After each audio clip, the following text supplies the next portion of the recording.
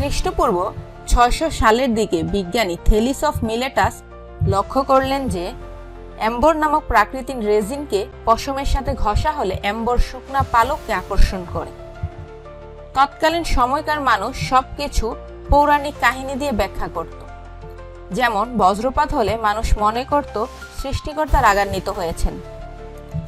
সেরকম সমাজে বসেই তিনি প্রথম ইলেকট্রিসিটির অস্তিত্ব অনুভব করেন, যা বর্তমানে স্ট্যাটিক ইলেকট্রিসিটি বা স্থির তড়িৎ নামে পরিচিত।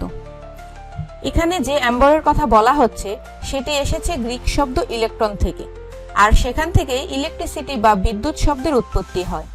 তারপর থেকেই ধাপে ধাপে আমরা আধুনিক বিদ্যুৎ পেলাম, সেই সম্পর্কে আলোচনা করা হবে এই ভিডিওতে। বিদ্যুৎ নিয়ে বৈজ্ঞানিক গবেষণার যাত্রা শুরু হয় ১৬০০ সালের দিকে। উইলিয়াম গিলবার্ট বিদ্যুৎ ও চৌম্বকত্ব নিয়ে সর্বপ্রথম বিজ্ঞান ভিত্তিক গবেষণা শুরু করেন। তিনি মূলত অ্যাম্বার, কাঁচ, সালফার প্রভৃতি ঘর্ষণে যে আকর্ষণ সৃষ্টি হয় তা পরীক্ষা করে দেখছিলেন।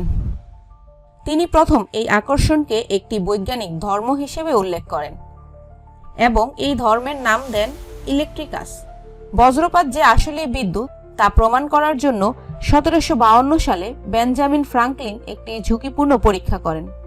তিনি ঝড়ের সময় একটি সিল্কের ঘুড়িতে লোহার তার ও ধাতব চাবি যুক্ত করে আকাশে উড়ান। আকাশে বজ্রপাতের কারণে ঘুড়িতে স্ফুলিঙ্গ দেখা দেয় এবং তিনি প্রমাণ করেন যে বজ্রপাত আসলে বৈদ্যুতিক শক্তিরই বহিঃপ্রকাশ। পরবর্তীতে তিনি বড় বড় দালানকে বজ্রপাত থেকে রক্ষা করার জন্য লাইটিং রড আবিষ্কার করেন।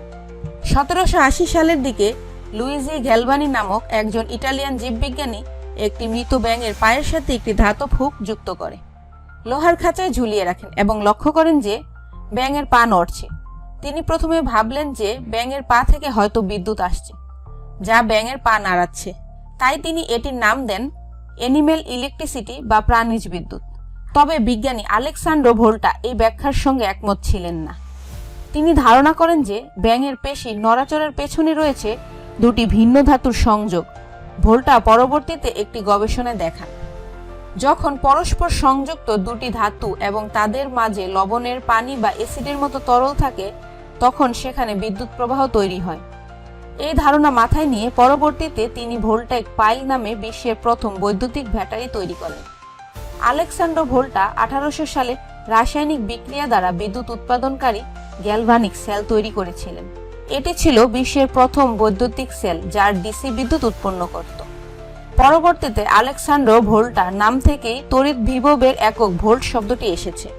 ড্যানিশ বিজ্ঞানী ওয়েরস্টেড সর্বপ্রথম দেখান যে বিদ্যুৎ এবং চৌম্বকত্ব একে অপরের সাথে সম্পর্কিত। ওয়েরস্টেড মূলত একটি কম্পাসের চারপাশে বৈদ্যুতিক তার স্থাপন করে। যখন তাতে বিদ্যুৎ প্রবাহিত করেন তখন দেখেন যে কম্পাসের কাঁটাটি ঘুরছে। কাঁটার এই ঘূর্ণয়ন প্রমাণ করে যে সেখানে বিদ্যুৎ প্রবাহের ফলে চৌম্বকীয় বলের সৃষ্টি হয়েছে। ১৮৩১ সালে মাইকেল ফ্যারাডে ওয়েরস্টেড এর বিপরীত নীতি ইলেকট্রোম্যাগনেটিক ইন্ডাকশন আবিষ্কার করেন।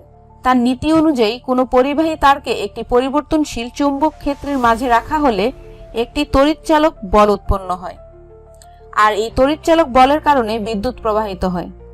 এই নীতির উপর ভিত্তি করেই পরবর্তীতে জেনারেটর, মোটর, ট্রান্সফরমার সহ অনেক বৈদ্যুতিক যন্ত্রপাতি তৈরি করা হয়েছে।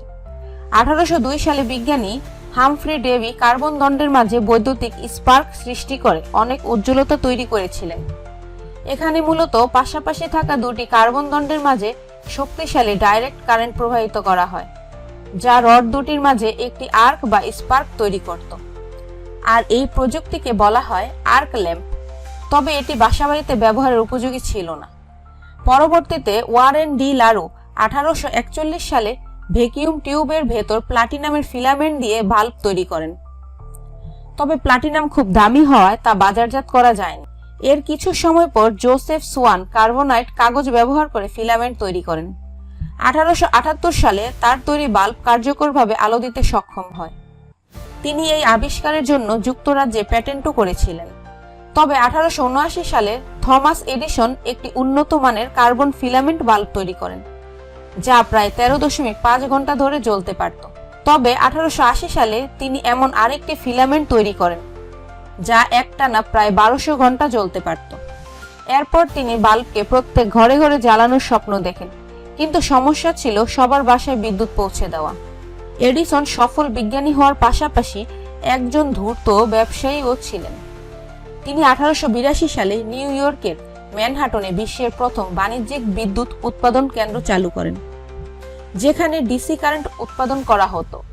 আর এখান থেকেই এডিসন বিভিন্ন বাসাবাড়ি এবং শিল্প কারখানাগুলোতে বিদ্যুৎ সরবরাহ করতে শুরু করে। এডিসন শিল্প কারখানাগুলোর জন্য বাসাবাড়ির চেয়ে 3 গুণ বেশি দাম রাখত। এডিসনের বিদ্যুৎ কেন্দ্রের একটি মূল সমস্যা হলো এসব কেন্দ্র থেকে মাত্র 1.5 মাইল দূর পর্যন্ত বিদ্যুৎ সরবরাহ করা যেত। তাই কিছু দূর পর পর এডিসনকে নতুন নতুন বিদ্যুৎ কেন্দ্র স্থাপন করতে হয়েছিল। থমাস এডিসনের ব্যবসা একসময় জমজমাট হয়ে ওঠে এবং আমেরিকার গণ্ডি পেরিয়ে ইউরোপেও পৌঁছে যায়। 1882 সালে ফ্রান্সের প্যারিসে থাকা এডিসনের এক পাওয়ার হাউসে কাজ করতে আসে 28 বছর বয়সী এক সার্বিয়ান যুবক। তার নাম নিকোলা টেসলা। টেসলা এডিসনের কারখানার কাজ করতে করতে ডিসি জেনারেটরের বিভিন্ন যান্ত্রিক ত্রুটি খুঁজে পান এবং তিনি সেসব সমস্যার সমাধানও বের করে ফেলেন। 1884 সালে টেসলা তার সমাধান নিয়ে এডিসনের সাথে দেখা করতে নিউ ইয়র্কে যান। তিনি মূলত এডিসনের ডিসি কারেন্টের পরিবর্তে অল্টারনেটিভ কারেন্টের ধারণা নিয়ে এসেছিলেন।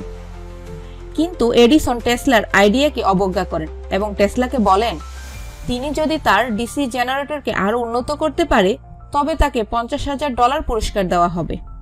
পরবর্তীতে টেসলা আরো উন্নত ডিসি জেনারেটরের ধারণা নিয়ে এডিসনের কাছে গেলেও এডিসন সেই পুরস্কার দিতে অস্বীকার করে। এরপর টেসলা এডিসনের কোম্পানি ছেড়ে নিজের কোম্পানি খোলার সিদ্ধান্ত নেন। তিনি তার অল্টারনেটিভ কারেন্টের আইডিয়া নিয়ে আমেরিকান উদ্যোক্তা জর্জ ওয়াশিংটনের কাছে যান। ওয়াশিংটন বুঝতে পারেন দূরবর্তী স্থানে বিদ্যুৎ পরিবহনের জন্য টেসলার অল্টারনেটিভ কারেন্টই একমাত্র কার্যকর ব্যবস্থা। জর্জ ওয়াশিংটন টেসলার অল্টারনেটিভ কারেন্টের প্যাটেন্ট $60,000 কিনে নেন এবং তিনি প্রত্যেক হর্স পাওয়ার বিদ্যুতের জন্য টেসলাকে $2.5 রয়্যালটি অফার করেন। আর এখান থেকেই wasting house electric and manufacturing নামে নতুন এক কোম্পানির যাত্রা শুরু হয়। এই নতুন কোম্পানি বাসাবাড়ি এবং কারখানার জন্য বিদ্যুতের সমান দাম রাখে, এমনকি তারা এডিসনের কোম্পানির চেয়ে 1/3 দামে বিদ্যুৎ বিক্রি করতে থাকে, কারণ তাদের উৎপাদন ব্যয় হতো এডিসনের চেয়ে অনেক কম। তারা এক জায়গায় বিদ্যুৎ উৎপন্ন করে ট্রান্সফরমারের সাহায্যে অনেক দূর দূরান্ত পর্যন্ত বিদ্যুৎ পাঠাতে পারত, যার ডিসিতে ছিল প্রায় অসম্ভব এবং ব্যয়বহুল। টেসলার একটি বিশেষত্ব হলো তিনি তার আবিষ্কারকে সবসময় উন্নত করার চেষ্টা করতেন। তিনি তার এসি জেনারেটরেও এমন কিছু পরিবর্তন করেন যার ফলে শুধু বাল্বে নয় অন্যান্য যন্ত্রপাতিও এসি বিদ্যুতের মাধ্যমে চালানো সম্ভব হতো। সে কারণে অল্টারনেটিভ কারেন্ট একসময় ব্যাপক জনপ্রিয় হয়ে ওঠে। এসি কারেন্টের জনপ্রিয়তার পর টেসলা একদিকে বিপুল মুনাফা করতে থাকে, অন্যদিকে এডিসনের ব্যাপক লোকসান গুনতে হয়। ফলে এডিসন টেসলার অল্টারনেটিভ কারেন্টকে ধ্বংস করার জন্য উঠে পড়ে লাগে। আর সেখান থেকে তৈরি হয় এক তীব্র ব্যবসায়িক লড়াই, ইতিহাসে যাকে বলা হয় দ্য কারেন্ট ওয়ার। 1888 সালের জুলাই মাসে জন ফিক্স নামের একজন টেলিগ্রাম লাইনম্যান অসাবধানতা বশত একটি হাই ভোল্টেজ এসি তার স্পর্শ করে এবং সে মুহূর্তেই বিদ্যুৎ স্পৃষ্ট হয়ে মারা যায়। তখন এডিসন মানুষকে বোঝাতে শুরু করে যে অল্টারনেটিভ কারেন্ট অত্যন্ত বিপজ্জনক। এসি কারেন্টের ঝুঁকি দেখানোর জন্য এডিসন ইলেকট্রিক শক দিয়ে বিভিন্ন প্রাণীকে মেরে ফেলে, এমনকি তার কোম্পানি সার্কাসের একটি হাতিকে ইলেকট্রিক শক দিয়ে সেই ভিডিও ধারণ করে প্রচার করতে থাকে। শুধু তাই নয়, তিনি আমেরিকার প্রেসিডেন্টকে এসি কারেন্টের ক্ষতি নিয়ে একটি চিঠিও লেখেন। তবে এডিসন এখানেই থেমে থাকেনি। তিনি টেসলার কোম্পানিকে নিচু করার জন্য আরও একের পর এক বিভিন্ন অমানবিক ও অন্যায় কাজ করতেই থাকে। এডিসনের এমন অধঃপতনের কারণে তার কোম্পানির পরিচালকরা সকলের সম্মতিতে এডিসনকে নিজ কোম্পানি থেকে বের করে দেয়। 1892 সালে এডিসনের কোম্পানি থমসন হিউস্টন ইলেকট্রিক কোম্পানির সাথে যুক্ত হয়ে জেনারেল ইলেকট্রিক নামে নতুন এক কোম্পানি হিসেবে যাত্রা শুরু করে। বর্তমানেও সেই জেনারেল ইলেকট্রিক কোম্পানি মার্কিন যুক্তরাষ্ট্রে কাজ করে যাচ্ছে। এতক্ষণ আমরা এসি ও ডিসি বিদ্যুৎ আবিষ্কারের গল্প জানলাম। এবার এই দুই ধরনের বিদ্যুৎ কিভাবে প্রবাহিত হয় তা বোঝা দরকার। বিদ্যুতের প্রবাহকে পানির পাইপের মধ্য দিয়ে পানি প্রবাহের সাথে তুলনা করলে বিষয়টি বোঝা সহজ হবে। ডিসি কারেন্ট হলো এমন একটি প্রবাহ যা সবসময় একদিকে চলতে থাকে। মনে করুন আপনার বাসার পানির ট্যাঙ্ক থেকে পানি রান্নাঘরে কলের দিকে যাচ্ছে, এটি ডিসি কারেন্ট। অন্যদিকে এসি কারেন্ট হলো এমন একটি প্রবাহ যা সময়ের সাথে সাথে দিক পরিবর্তন করে। তার মানে মনে করুন কিছুক্ষণ পানির ট্যাঙ্ক থেকে পানি রান্নাঘরের কলের দিকে যাচ্ছে, আবার একটু পরে পানি কল থেকে পানির ট্যাঙ্কের দিকে যাচ্ছে। বিশ্বব্যাপী বাসাবাড়িতে এবং আমাদের নিত্য ব্যবহার্য বিদ্যুৎ সংযোগ মূলত এসি কারেন্ট। বিশ্বব্যাপী বাসাবাড়িতে এবং আমাদের নিত্য ব্যবহার্য বিদ্যুৎ সংযোগ মূলত এসি কারেন্ট ব্যবহার করা হয়। সরাসরি বৈদ্যুতিক লাইন থেকে চালানো ফ্যান, লাইট, টিভি, ফ্রিজ সবই এসি ভিত্তিক। তবে মোবাইল ফোন বা ল্যাপটপের মতো বেশিরভাগ ইলেকট্রনিক ডিভাইসে আসলে ডিসি কারেন্টের প্রয়োজন হয়। এজন্য এগুলোর সাথে অ্যাডাপ্টার বা চার্জার দেওয়া থাকে, যা ঘরের এসি বিদ্যুৎকে ডিসিতে রূপান্তর করে ডিভাইস চালায় বা ব্যাটারি চার্জ করে। এশিয়া, ইউরোপ, আফ্রিকা, বাংলাদেশ সহ বিশ্বের প্রায় 2/3 দেশে 220 থেকে 240 ভোল্টের বিদ্যুৎ ব্যবহার করা হয়। অন্যদিকে যুক্তরাষ্ট্র, কানাডা, জাপান সহ কিছু দেশে 110 থেকে 120 ভোল্ট ব্যবহৃত হয়। 240-এর মতো উচ্চ ভোল্টেজে শক্তি পরিবহনে কম কারেন্টের প্রয়োজন হয়, তাই উচ্চ ভোল্টেজের বিদ্যুৎ পরিবহন অনেক সাশ্রয়ী। অন্যদিকে কম ভোল্টের বিদ্যুৎ পরিবহনের জন্য নিরাপদ।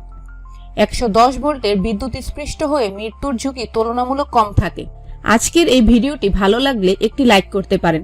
তাহলে দেখা হচ্ছে পরবর্তী নতুন একটি ভিডিওতে। ধন্যবাদ।